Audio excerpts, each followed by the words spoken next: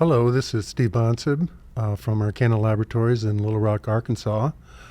This is the part 4 of the 6-part series of developmental abnormalities and cystic kidney diseases. The first 3 parts provided an overview of embryology, followed by 2 lectures of congenital anomalies of the kidney and urinary tract with the emphasis on the renal abnormalities. The next 2 parts of the series will be on ciliopathies. Before I discuss ciliopathies, I think we ought to first just briefly discuss cilia themselves. Cilia are microtubular-based specialized cell surface projections, and we can see one here on the upper right in a transmission electron micrograph of a single primary cilium in contrast to several small microvilli adjacent. There are 2 types of cilia, and they differ substantially in their structure and in their function. In the lower right here, we have a diagram that shows the 2 types of cilia. The one on the left is a multicilia, and it's distinctive because it has what's called a 9+2 microtubular doublet pattern, and we can see the 9 peripheral doublets, the central single doublet, and other structures are central sheath, radial spokes, and inner and outer dining arms, which drive cilia motility. Multicilia are usually part of a multiciliated mucosal surface like bronchial and fallopian tube, but also drive sperm motility. In contrast, immulticilia have a much more simplified microtubular structure with just 9 peripheral doublets, but none of the other structures present in the multicilia. That said, this is an oversimplification of the structure of multicilia because they have extensive molecular machinery that drives developmental and sensory functions such as mechanosensation, photosensation, and chemosensation. Multicilia are also known as primary cilia, and primary cilia within the nephron and collecting duct are present in all renal epithelial cells, including parietal epithelial cells. However, the 2 cell types that lack a primary cilia are podocytes and collecting duct intercalated cells. The scanning electron micrograph here on the right shows a number of primary cilia in collecting duct principal cells. Primary cilia act as antennae and transduce intratubular information such as urine flow, urine composition, osmolality into intracellular signals. The ciliopathies are a very heterogeneous group. More than 35 genetic diseases have been linked to mutation of one or more of the 180 known cilia-associated proteins. Individually, these diseases are rare, but collectively they are common, occurring in about 1 in 500 people, with autosomal dominant polycystic kidney disease constituting the main entity. Ciliopathies are also responsible for 5% of pediatric end-stage renal disease and are the 4th leading cause of adult end-stage renal disease, again largely due to the frequency of autosomal dominant polycystic kidney disease. Ciliopathies, renal ciliopathies have a very complex genetics and physiology due to the numerous mutations per ciliopathy. These numerous mutations have resulted in a very diverse clinical phenotype. This is illustrated in this diagram on the upper left, where we have a number of ciliopathies abbreviated here, and you can see within each ciliopathy there are numerous mutations possible. Those mutations give rise to a very complex of phenotypic possibilities. If you look at the cilia in the diagram itself, you notice it has a very complex molecular machinery, which is not really reflected in this very simplified drawing of the primary cilia on the lower right. On the left, we have a list of many of the renal ciliopathies, In the lecture today, I'm going to discuss autosomal dominant and autosomal recessive polycystic kidney disease, as well as von Hippel-Lindau disease and tuberous sclerosis. In the segment to follow, I will discuss nephronophthisis and a clinically and morphologically similar lesion, autosomal dominant tubulointerstitial disease. Renal ciliopathies are very heterogeneous and difficult to characterize in a few simple terms. For example, they may be autosomal dominant, autosomal recessive, or X-linked. Some ciliopathies have cystic kidney disease at birth. Autosomal recessive polycystic kidney disease is a good example. Conversely, some have cystic kidney disease usually delayed until adulthood, such as autosomal dominant polycystic kidney disease. Some form cysts in a specific location, such as collecting ducts. This is the case with autosomal recessive polycystic kidney disease, or may only involve the renal medulla, such as nephronophthisis. Other ciliopathies involve all segments of the nephron, with autosomal dominant PKD being an excellent example. Some have K-cut abnormalities, such as Michael-Gruber syndrome.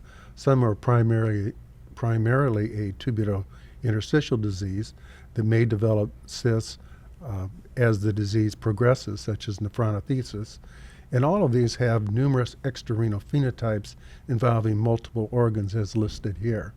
Some are associated with the neoplastic diathesis. Von Hippel-Lindau disease is an excellent example. This diagram from a paper by McConaughey et al. Nicely depicts the phenotypic variability seen in the ciliopathies.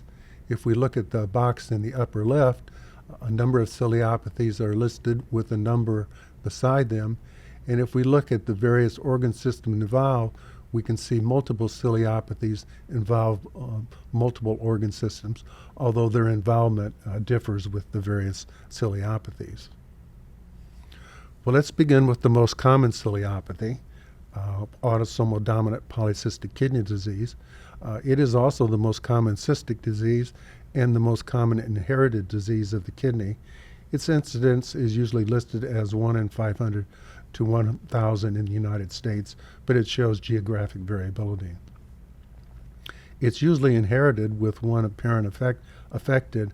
However, de novo mutations account for 10 to 15% of cases, so a family history will not always be present. As I previously indicated, it's the fourth leading cause of end-stage renal disease and accounts for up to 10% of dialysis patients.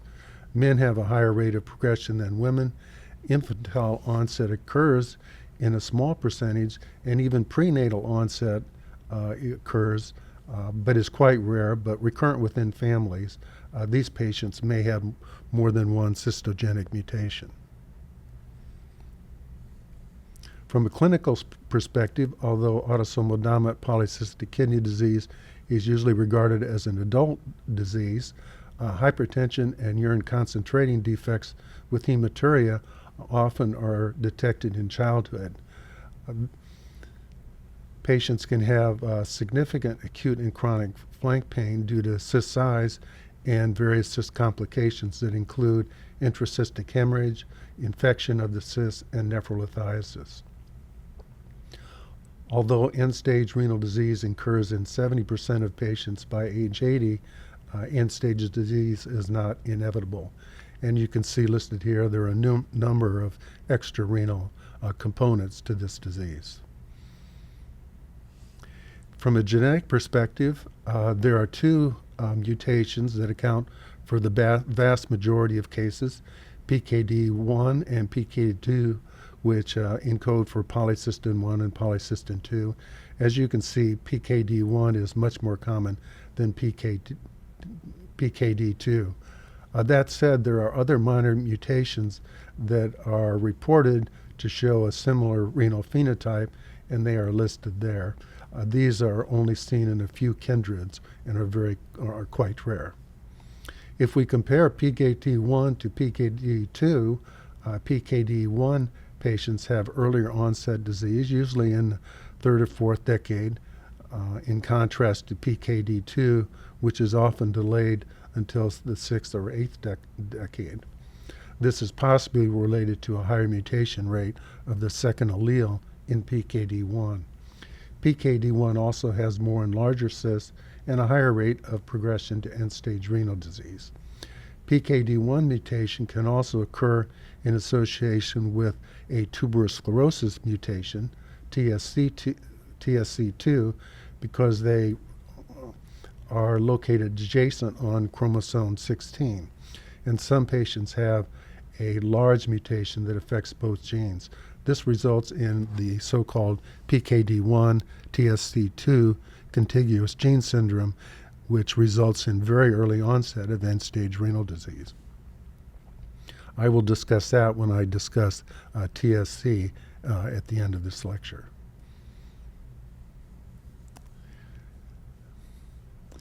Individuals affected by autosomal dominant PKD have an affected parent, and the patients themselves have a 50% risk.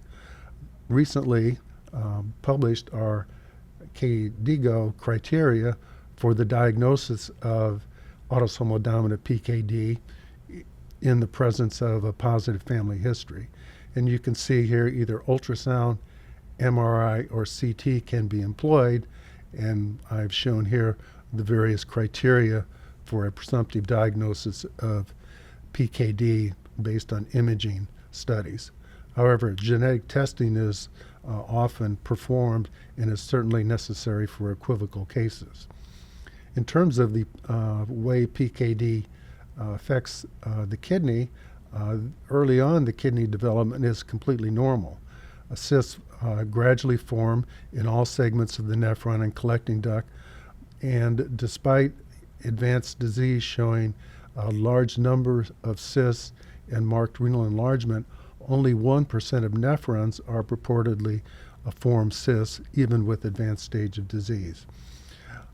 Other clinical presentations include unilateral or asymmetrical involvement, or unilateral localized disease mimicking a cystic neoplasm.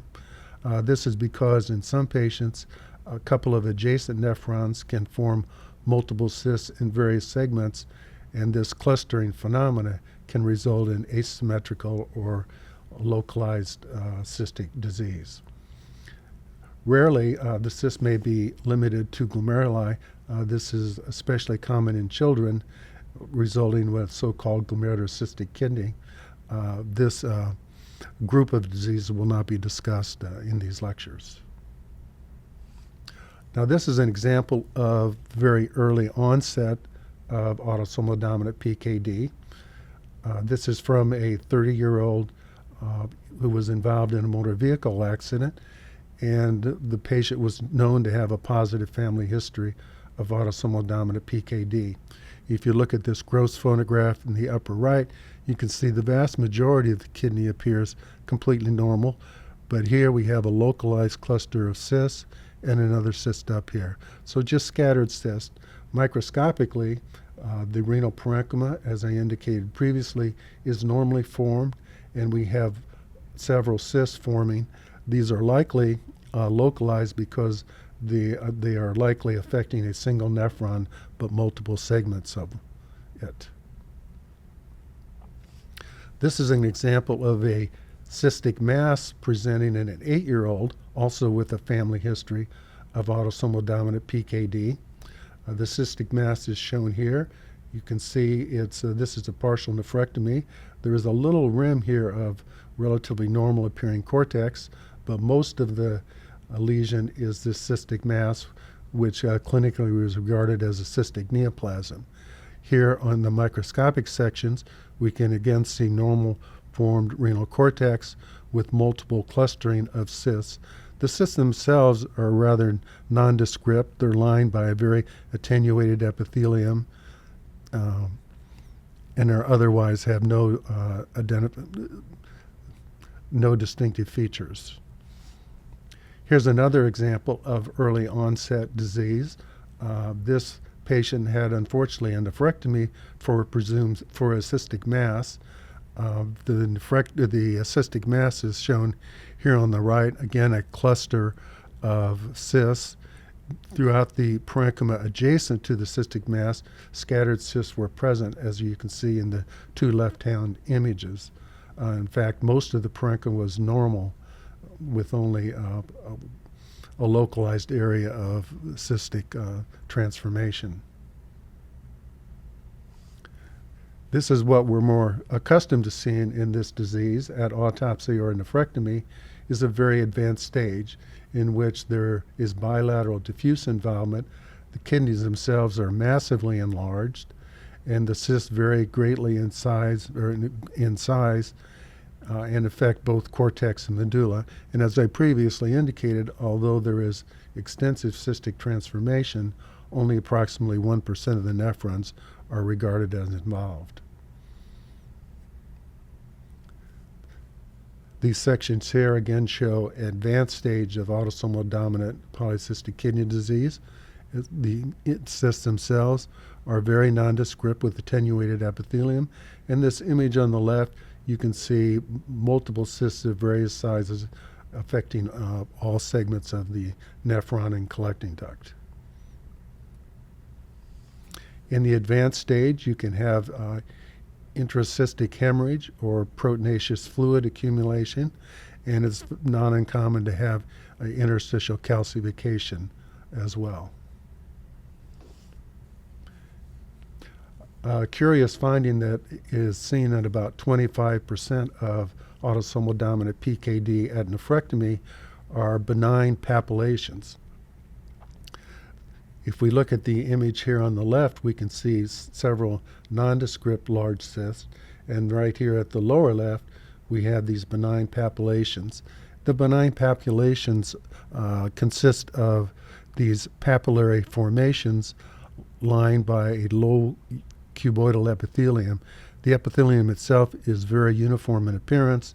There's no nuclear atypia or mitotic activity, and the papillations pose no risk for renal cell carcinoma.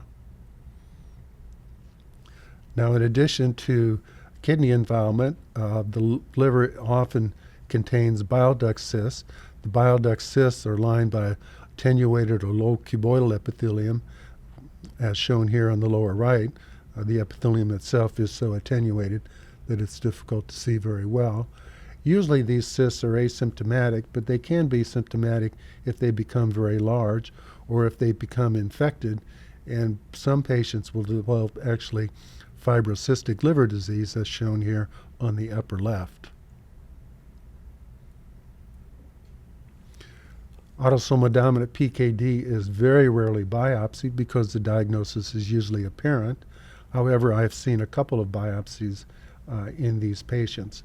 This is an example of what I would call a probable case of autosomal dominant PKD in the early stage of disease. This biopsy was from a 62-year-old with an elevated creatinine, hypertension, and multiple renal cysts. The brother had CKD, chronic kidney disease, and renal cysts, thus the suspicion that this might be autosomal dominant PKD. Alternatively, he could have had chronic kidney disease for some other cause and developed acquired cystic kidney disease. Therefore, genetic testing and imaging of the liver would be very helpful to distinguish between these possibilities. The biopsy itself shows scattered cysts, again lined by a very attenuated epithelium, and on trichrome stain we can see some developing pericystic interstitial fibrosis and tubular atrophy. So a very early stage of disease. Here's an example of a known autosomal dominant PKD in a very advanced stage. This was a 64-year-old male with hypertension, hematuria, and creatinine. Hematuria is very common in these patients, but I believe it was the indication for the biopsy. So it's very curious that a biopsy was performed since the patient had a known family history of autosomal dominant PKD. As you can see here from the biopsy itself, it's greatly fragmented and really consists of the cyst, wall, and the intervening atrophic renal parenchyma. no other cause for renal disease was present other than dominant PKD. And here's another example of what I would call probable de novo childhood onset autosomal dominant PKD. This was an 18-year-old male with hypertension, advanced chronic kidney disease, liver cysts, and significantly enlarged cystic kidneys. The enlarged kidneys are useful because it excludes acquired cystic kidney disease, in which case the kidneys would be small to normal size. There was no family history, thus this could result from a de novo mutation. The biopsy itself, like the last case, just shows cysts and intervening atrophic fibrotic parenchyma. Moving on to autosomal recessive polycystic kidney disease. In contrast to the dominant recessive or the dominant polycystic kidney disease, this disease is very rare, 1 in 26,000 births in the United States. The phenotypic expression is variable.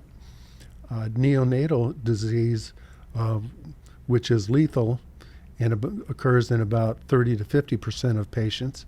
It is lethal because these patients are born with concomitant pulmonary hyperplasia. The pulmonary hyperplasia is a result of the mass effect of these massively enlarged kidneys, which compromise the thoracic cavity and impair pulmonary development. Some patients, however, present with a more indolent disease, presenting in childhood, adolescence, or even a young adult. They will present with concentrating defects, hypertension, and develop progressive liver disease due to congenital hepatic fibrosis. In these patients, the kidneys are smaller with fewer cysts and smaller cysts, which permits the lungs to develop normally, but unfortunately they often succumb to the liver disease, which is progressive. Overall, end-stage renal disease occurs in about 50% of patients by 10 years. There are two mutations. One major mutation, polycystic kidney and hepatic disease 1, which encodes for fibrocystin, accounts for over 99% of cases. A minor mutation, as listed here, has been seen in a few cases. If we look at the pathologic features, the kidney disease is variable, as is the clinical phenotype. In neonatal disease, as I indicated, the kidneys are massively enlarged. The cysts themselves predominantly involve the collecting ducts in the cortex and medulla. Conversely, older patients, the kidneys are smaller with fewer cysts. The cysts may be involving both cortex and medulla, or in mildest version of the disease, affect only the renal medulla. In these older patients, cystic change may extend to involve other tubules rather than just solely collecting ducts, and this can cause some confusion with autosomal dominant PKD, as I'll illustrate in a moment. The liver may show a couple of abnormalities. In those with severe onset, early onset renal disease, a bile duct plate malformation is present, whereas in older patients, this progresses to congenital hepatic fibrosis and they develop portal hypertension and liver failure. This is an example of the severe neonatal disease. If you look at the gross photograph on the far left, you'll notice these massively enlarged kidneys. A normal kidney in a newborn might be something around this size. These massively enlarged kidneys compromise the thoracic cavity, which is not visible in this picture, resulting in pulmonary hypoplasia. The cut surface of the kidney shows diffuse cystic change. The cysts have a somewhat radiating quality because they involve cortical and medullary collecting ducts. The texture of the kidney itself has a sponge-like quality, not to be confused with medullary sponge kidney. The microscopic here on the far right shows large collecting duct cysts with very little intervening seemingly normal parenchyma. Although the non-collecting duct renal parenchyma is reputed to be normal in these kidneys, In my opinion, it seems markedly reduced overall in quantity. Now, these are examples of patients with milder disease that presented at a later age. This first one here on the upper left is a kidney from a 7-month-old. Although it has numerous cysts in this part of the kidney, if we look at the right side, the cortex appears to be much less cystic compared to the left side, and overall this kidney is much, much smaller than the previously demonstrated neonatal form. Microscopically, the collecting ducts are cystic, but there's more normal intervening parenchyma. The kidney at the lower right is from a 3-year-old child, and much of the kidney looks normal. The cortex throughout looks normal. A couple of the renal pyramids show cystic alterations. And microscopically, there were microscopic cysts in the cortex, but the intervening parenchyma looks relatively normally developed, although we can see now that the cystic alteration is extending to involve other tubules like the proximal tubules and likely distal tubules as well. These are 3 examples of childhood onset or childhood presentation of autosomal recessive PKD. Again, just showing the variability in collecting duct cysts. And in this case on the far right, notice the cysts are developing pericystic fibrosis, which can raise the specter of autosomal dominant PKD. The liver findings and the negative family history for dominant PKD are helpful, and genetic studies would be indicated in equivocal cases. This is an example of the liver findings in a neonate and in a much older patient. The neonate here has the bile duct plate malformation, which is characterized by moderate expansion of the portal triads with fibrosis and a proliferation of bile ducts, which tend to be somewhat peripheral and flattened in location, as you can see here. On the right side, we have an example of congenital hepatic fibrosis in which the bile duct plate malformation has progressed to advanced chronic liver disease. Now let's move on to von Hippel-Lindau disease. This is a member of the vicomatosis family that includes TSC, tuberous sclerosis complex, which I'll discuss next, as well as neurofibromatosis 1 and 2. Von Hippel-Lindau disease is an autosomal dominant disease, and it's quite rare, 1 in 32 to 36,000. And it's due to a mutation of the von Hippel-Lindau gene. 80% of these are inherited, and 20% arise de novo. Von Hippel-Lindau disease is distinctive because it has numerous extrarenal cysts and extrarenal neoplasms, and these usually develop prior to the onset of the renal disease, although not in every case. Renal cysts are seen in about 75% of patients by adulthood, and renal cell carcinomas occur in 50% of patients by adulthood and is the leading cause of death in von Hippel-Lindau patients. Here's the gross examples of von Hippel-Lindau disease. Here we have from the external view of the kidney, we can see these hemorrhagic areas here and a much more translucent cyst here. Cross-section of the kidney here is shown in the upper right, and these are in fact lined by multi-layered clear cells. You can see maybe a slight yellowish rim here. This one has an area of small area of renal cell carcinoma here on the lower right.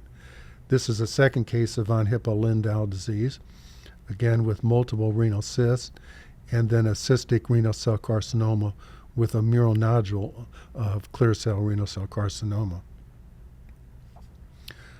Microscopically in von Hippel-Lindau disease, both the cysts and the renal neoplasms are composed of a uniform population of cells with marked cytoplasmic clearing, typical of clear cell renal cell carcinoma. The cells in the cysts as well as the neoplasm are identical. Usually they have a low nuclear grade of grade 1 or 2. And although macroscopic cysts and tumors are present, histologic sections throughout the kidney and otherwise normal parenchyma will show these small areas of incipient neoplasm formation.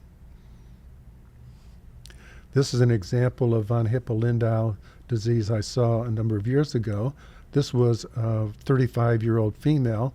I was in the frozen section lab, and the surgeon brought in 3 cystic clear cell renal cell carcinomas, which you can see grossly here on the right, and the microscopic, or on the left, and the microscopic on the right. The patient also had a pheochromocytoma resected. I don't have a gross photograph of that.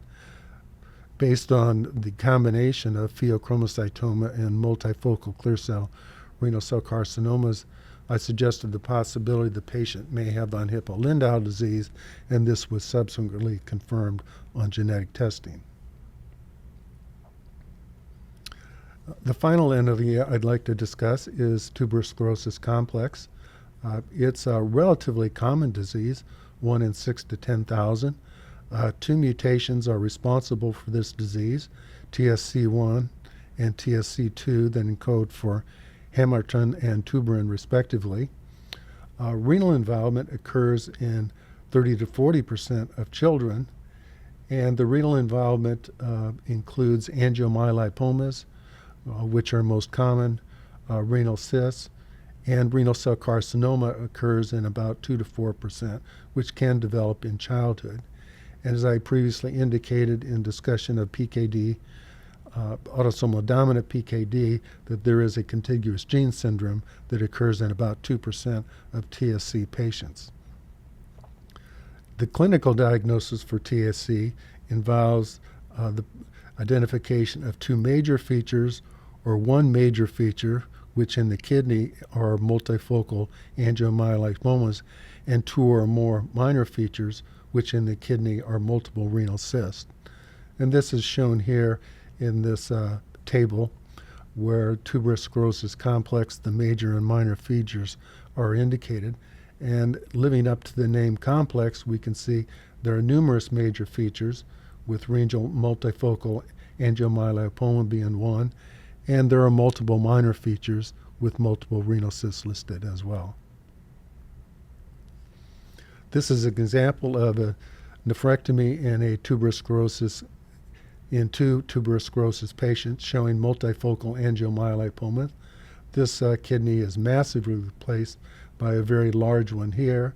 There are 2 smaller ones at the bottom of this kidney, and then there are a few millimeter-sized ones visible as well.